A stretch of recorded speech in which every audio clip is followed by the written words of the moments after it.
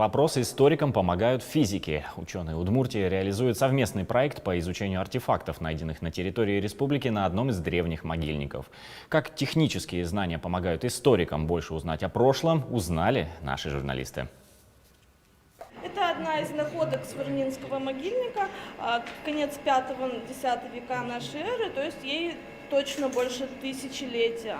Вы видите, что это объемная подвеска. Подвески, браслеты, кольца с более чем тысячелетней историей. Уникальная коллекция артефактов удмуртских археологов.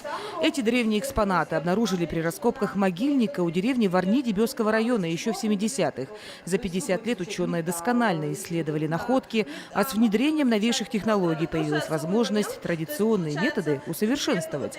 Например, с помощью современных микроскопов теперь можно определить состав сплава любого древнего украшения, не повредив его.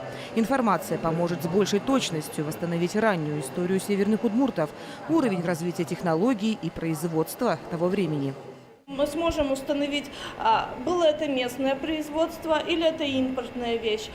Использовали они металл, который сами добыли из медистых песчаников, или им приходилось обращаться к своим соседям. Кроме того, часто состав металла позволяет определить, установить технологию изготовления вещи, определить уровень развития производительных сил населения. И вот первый эксперимент. Под современным электронным микроскопом исследуют поясную накладку. Выяснилось, что на ее поверхность нанесен тонкий слой золота. А это позволяет сделать вывод, что технологии того периода были достаточно развиты, объясняют историки.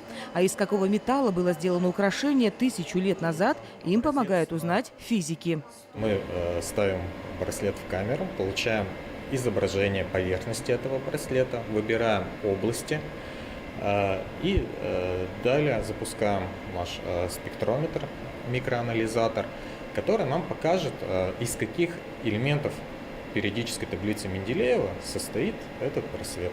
Образцы ставятся в камеру, то есть вот есть крышка, она выдвигается на примерно такое расстояние. Ее уникальность заключается в том, что она позволяет исследовать не только, скажем так, минеральные объекты, то есть это металлы, их сплавы и так далее, но и частично биологические объекты. Ученые надеются, что новые возможности привлекут не только историков, но и исследователей из других научных направлений – биологов, геологов, медиков. В планах анализ артефактов продолжать и заявиться с новым исследовательским совместным проектом на участие в грантовом конкурсе.